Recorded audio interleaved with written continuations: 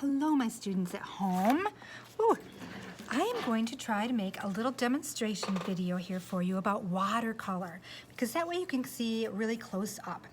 So we're going to be using some really nice quality watercolor paper. Some of you I've sent it home for, and some of you might have your own.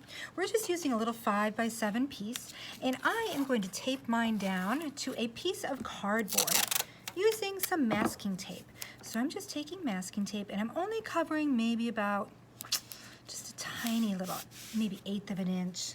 This is going to hold our paper flat while we are painting so that it doesn't buckle up, and so we can pick it up and control it if we need to. We are going to be painting a landscape, and so I'm going to have you watch my demonstration just to help you, because it may have been a while since you've painted with watercolor.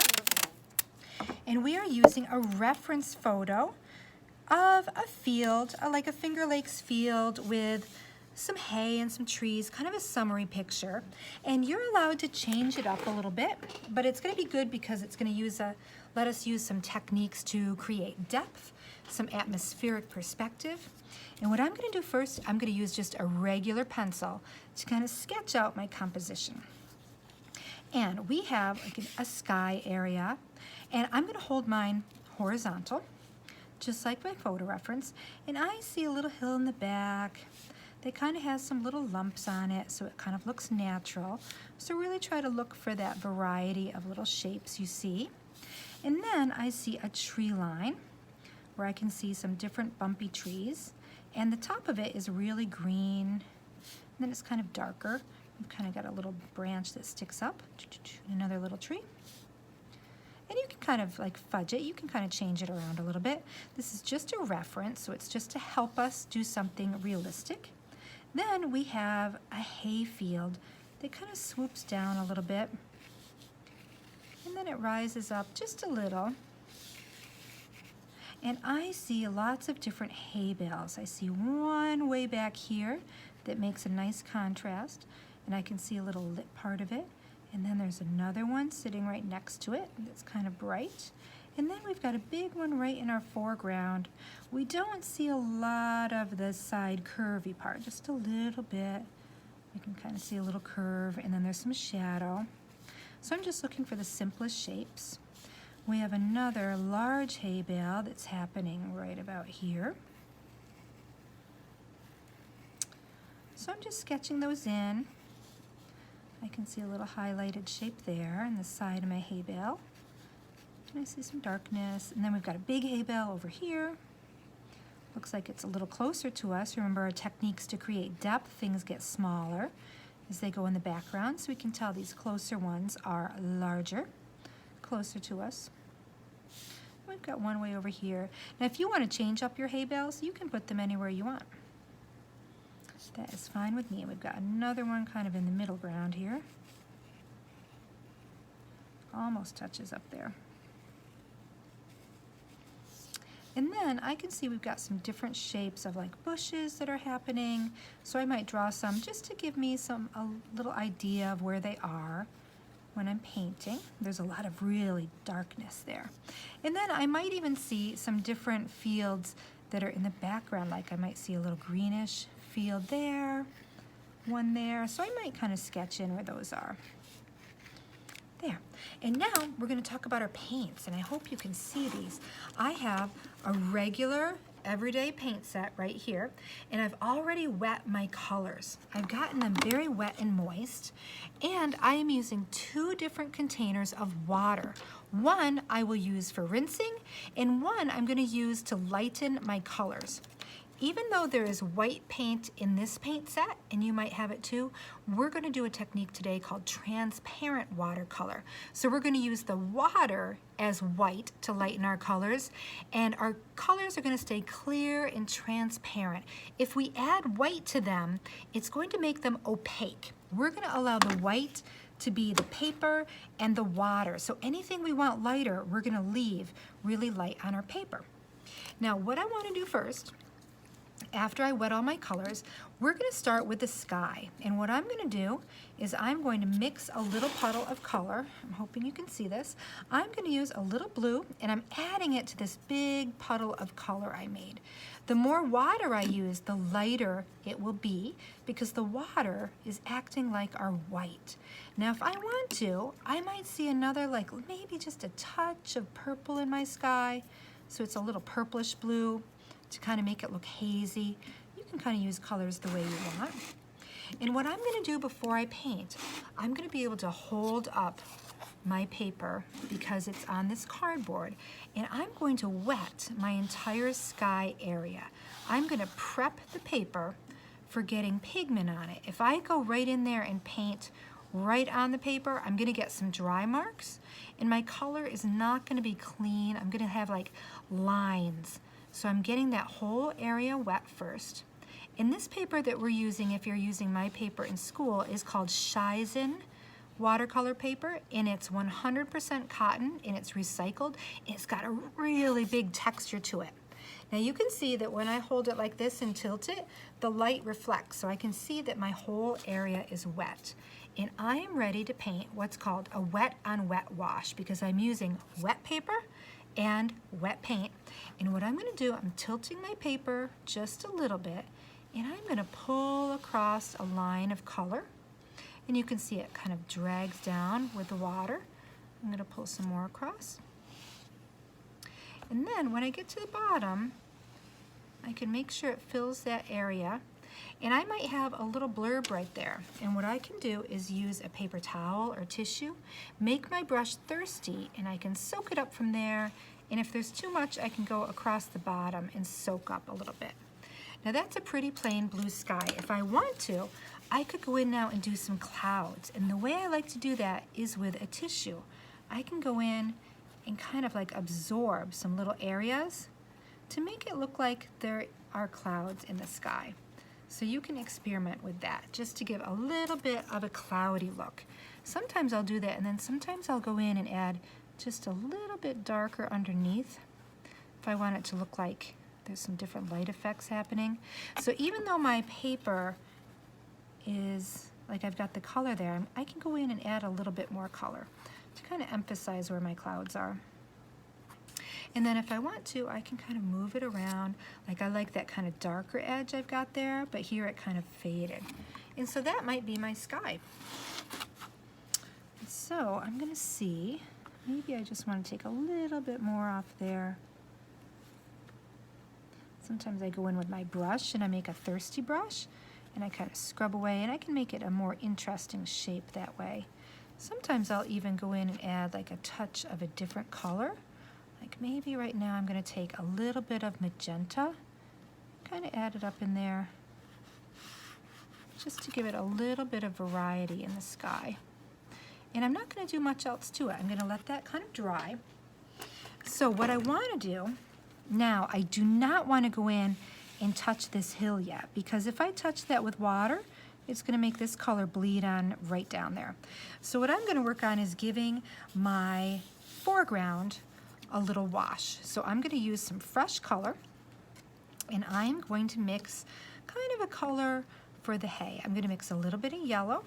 I'm not sure if you can see this. I'm using a little bit of yellow, kind of a lot of my clear water, a little bit of green, so I get a nice yellow greeny. And then I really want to add maybe a little bit of orange to kind of tone down my green, and that could be kind of a good base color to use. Now I'm also going to mix another little bit of like a brighter green over here.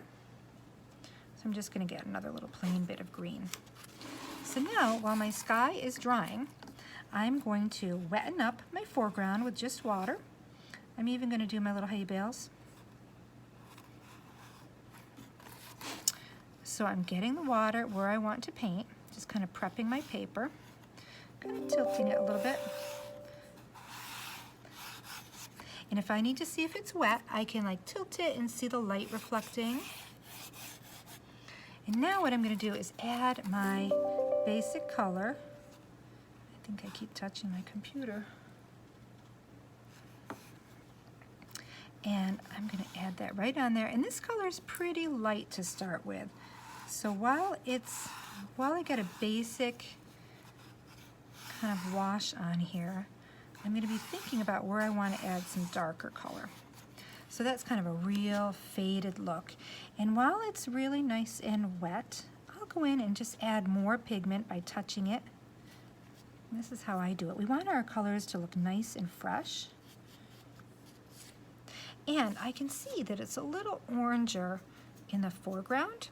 And I know the opposite color of orange is blue, so if I want to tone down an orange, I'm going to mix a little bit of blue with it. This is why we practiced all the color mixing, kids. And so I'm going to add a little of that orangish down here.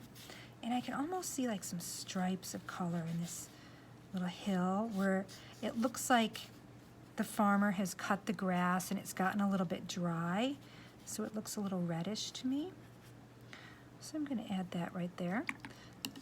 I'm going to rinse, and then I'm going to add a touch more green to some places. I can see a little bit more green in there.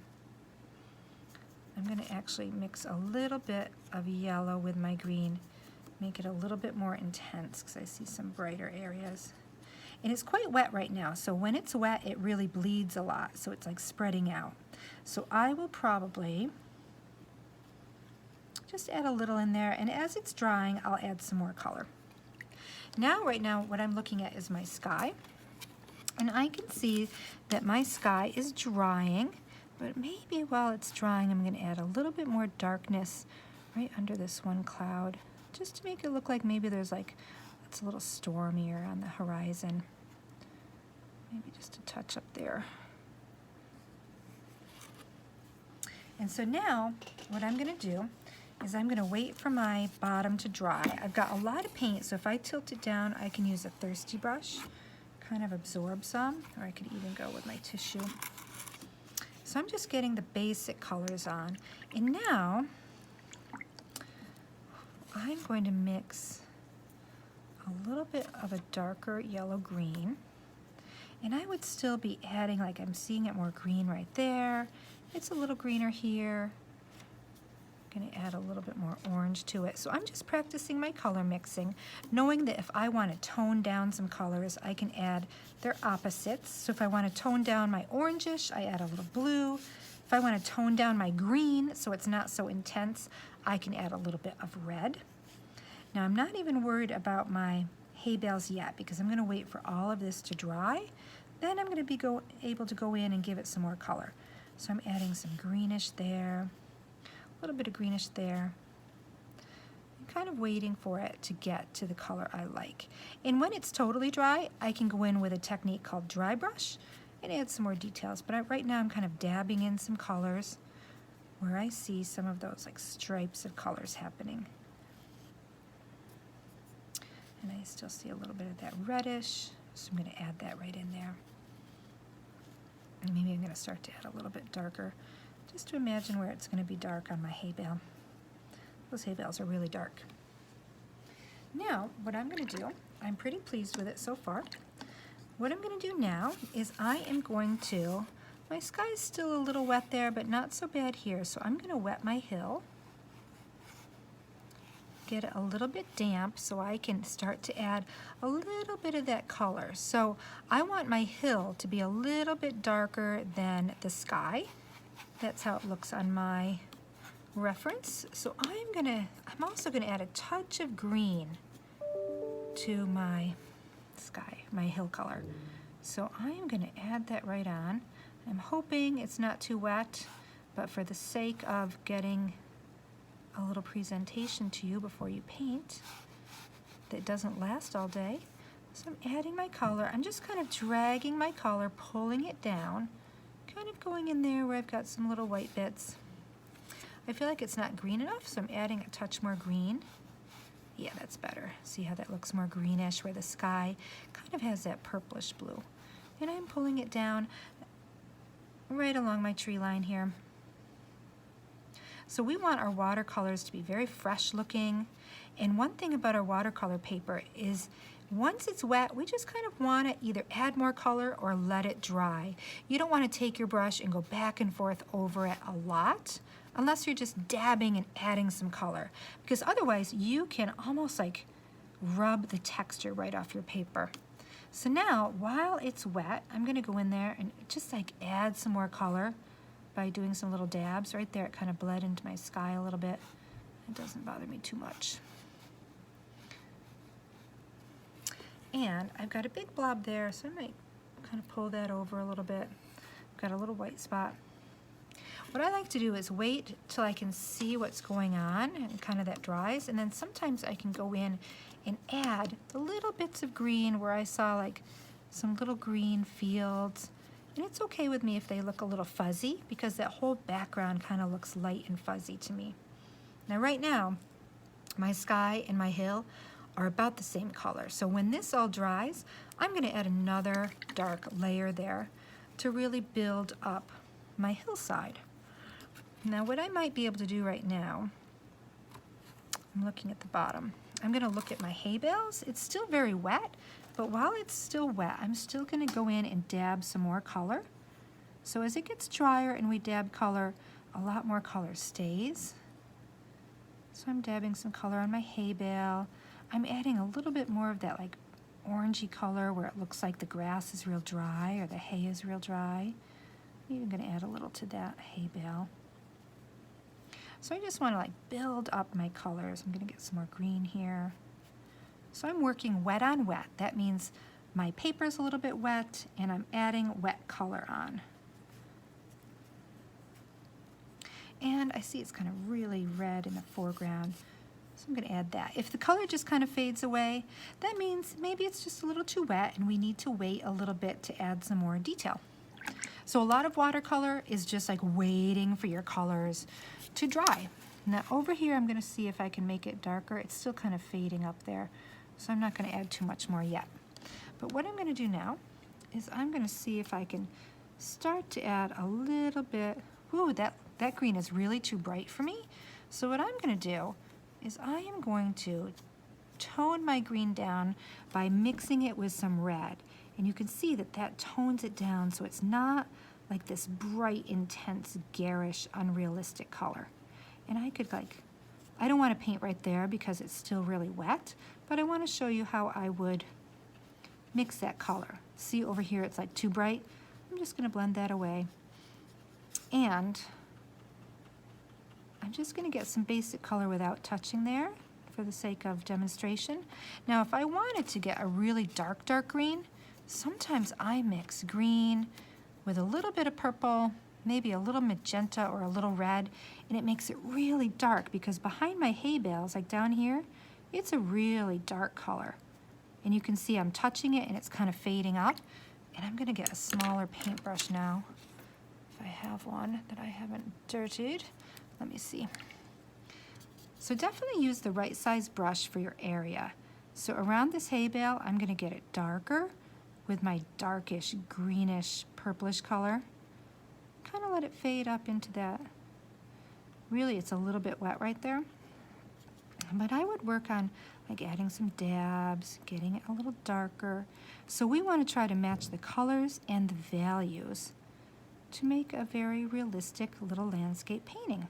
And we want our washes to look clean and pure and beautiful. And so now I can see up near the edge of my trees, I'd like it to be a little yellower, maybe a little bit brighter yellow-green, just to show that like some sunlight is hitting the edge. So I'm gonna have it be a little brighter at the edge, then kind of fading to a duller green, into that dark green. And that's gonna hopefully show that the sunlight is hitting there. So I've got a lot of wet on wet happening that I would really have to wait for it to dry. So for the sake of this presentation, I don't know if that's gonna happen right now. But I can see that I might wanna go in and add some dark right there. Then I've got like another little area that's pretty light, but I'm gonna get it dark around here. Then I'm gonna go in with some like brighter green. But I have to wait until things are dry so they don't blend together. Now, I'm gonna see my background is still pretty wet. So I don't think I can go much darker on my hill right now. But I'm gonna see, I'm gonna add a little bit of that and see if I can get it a little darker. It's still kind of spreading. But I'm gonna wait and I would give that a second coat. So that's kind of an introduction. And then what I would do is with a real small brush, once this all gets dry, I would go in there and like darken up some areas. So like especially in my hay bale, but right now it's pretty wet. But I'm gonna like start to add a little color. So that's the most important thing, is wait for areas to be dry before you can move on and do more. And I'm afraid I'm running out of time and I don't want this video to go too long. But I'm adding like a little bluish now around there, down here on my edge. I'm being really careful going around my little hay bales.